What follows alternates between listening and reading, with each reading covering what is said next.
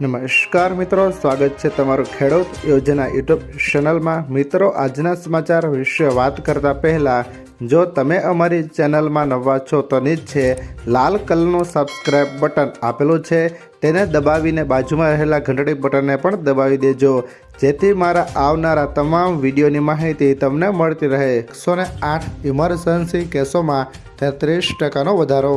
ગુજરાતમાં 14 જાન્યુઆરીના રોજ 108 ઇમરજન્સી સેવા પર કોલનો ભારે ઘસારો રહ્યો હતો।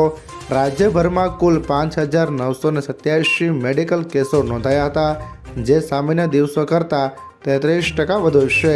પતંગની દોરીથી થતી ઇજાઓમાં 1,018.85%નો આશ્ચર્યજનક ઉછાળો જોવા મળ્યો છે। ધાબા પરથી પડવા જેવા અકસ્માતોમાં પણ 171%નો મોટો વધારો થયો છે। તહેવારોમાં ઇમરજન્સી સેવાઓએ ખડે પગ રહીને હજારો લોકોની સારવાર કરી છે। ત્યારબાદના મહત્વના સમાચાર વિશે વાત કરીએ તો સરકાર ભારતીય નાગરિકોને ઈરાનથી બહાર કાઢે છે।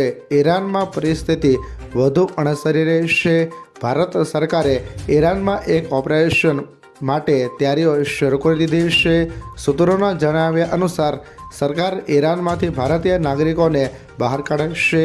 આ લક્ષ્યને પ્રાપ્ત કરવા માટે એક ઓપરેશન શરૂ કરવામાં આવ્યું છે અને સરકાર જે લોકો ત્યાંથી જવા માંગે છે તેને મદદ કરશે। ત્યારબાદના મહત્વના સમાચાર વિશે વાત કરીએ તો ખેડૂતો માટે મહત્વના સમાચાર। કેન્દ્ર સરકારની પીએમ કિસાન યોજનાનો 22મો હપ્તો ફેબ્રુઆરી 2024ના અંત સુધીમાં ખેડૂતોના ખાતામાં જમા થવાની શક્યતા છે। આ યોજના અંતર્ગત ખેડૂતોને વાર્ષિક 6,000 રૂપિયાની સહાય 2,000 રૂપિયાના 3 હપ્તામાં મળે છે। નિયમ મુજબ એક પરિવારને એક જ યુનિટ ગણવામાં આવે છે, તેથી પતિ અને પત્ની બંને અલગ અલગ લાભ મેળવી શકતા નથી।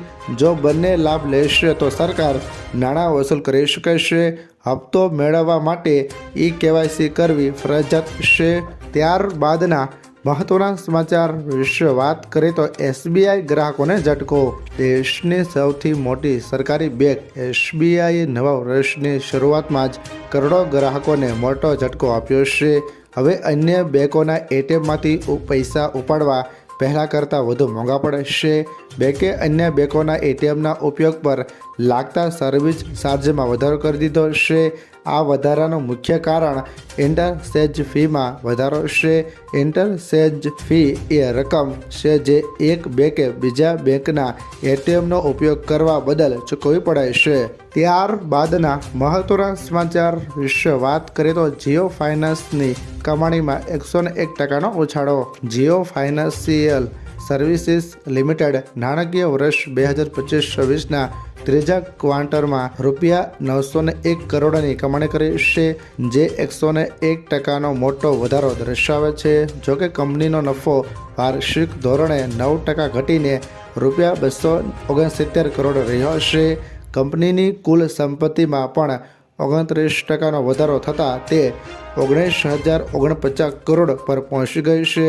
ઓક્ટોબર-ડિસેમ્બરના પરિણામોમાં મિશ્ર પ્રતિસાદ મળ્યો છે, છતાં આવકમાં મજબૂત વૃદ્ધિ જોવા મળી છે।